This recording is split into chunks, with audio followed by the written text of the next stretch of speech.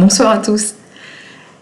Isabelle, présidente de Tekio, qui vous accompagne dans votre vie privée et dans votre vie professionnelle. Ce soir, j'avais envie de vous parler de la remise en question.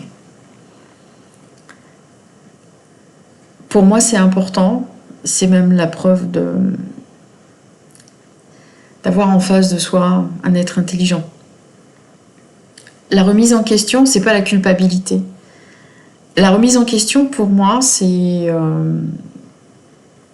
peut s'appliquer dans la relation. Quand, par exemple, qu'elle soit professionnelle ou personnelle, une relation échoue, entre guillemets, se termine ou prend des proportions d'agressivité immesurées. À ce moment-là, je pense qu'il est important que chacun prenne la mesure de son rôle dans la relation et d'arrêter de se victimiser. Il y a pour autant des cas où la remise en question est très problématique. C'est quand elle prend des proportions, quand votre cerveau est sans arrêt en ébullition. C'est le cas pour les hypersensibles ou les êtres surdoués qui ont ce genre de comportement, en fait, où, quelle que soit la situation, ils se remettent toujours en question. Et bien souvent, se retrouvent face à l'incompréhension de personnes qui ne fonctionnent pas comme eux et qui leur disent « mais arrête de te prendre la tête ». C'est bien souvent compliqué pour eux d'arrêter de se remettre en question. Pour eux, il y a différentes solutions qui ne sont pas aisées et qui ne sont pas magiques, hein, comme toutes les solutions en fait. C'est la méditation. Il y en a de très bonnes avec Joe Dispenza, que j'adore. Je vous mettrai le lien dans la vidéo. Il y a le sport qui aide beaucoup parce qu'en fait, il faut sortir toute cette énergie qu'ils ont en trop. Et puis revenir à soi, à ses sensations et arrêter de tourner en rond. Ça nous fragilise, ça nous fait perdre notre confiance en soi.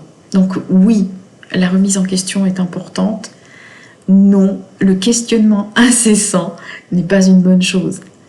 Donc si vous avez besoin de vous faire aider, même pour connaître le rôle que vous avez eu dans certaines situations, pour prendre du recul, n'hésitez pas à revenir vers nous ou à venir vers nous pour qu'on puisse en discuter et qu'on puisse mettre des choses en place avec différentes thérapies qui correspondent aux différents cas.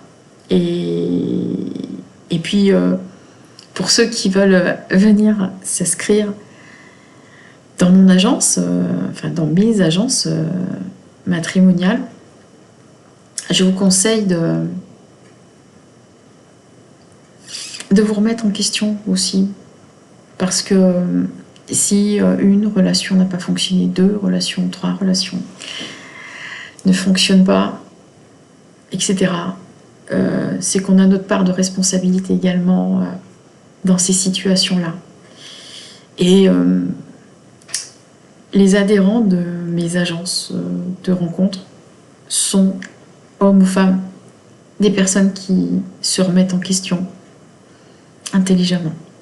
Ou en tout cas, on va les amener à se remettre en question. Parce que il n'est pas concevable en 2021, pour moi et pour mes collègues, de faire se rencontrer un homme et une femme, ou 2 hommes ou 2 femmes, sans avoir l'assurance certaine que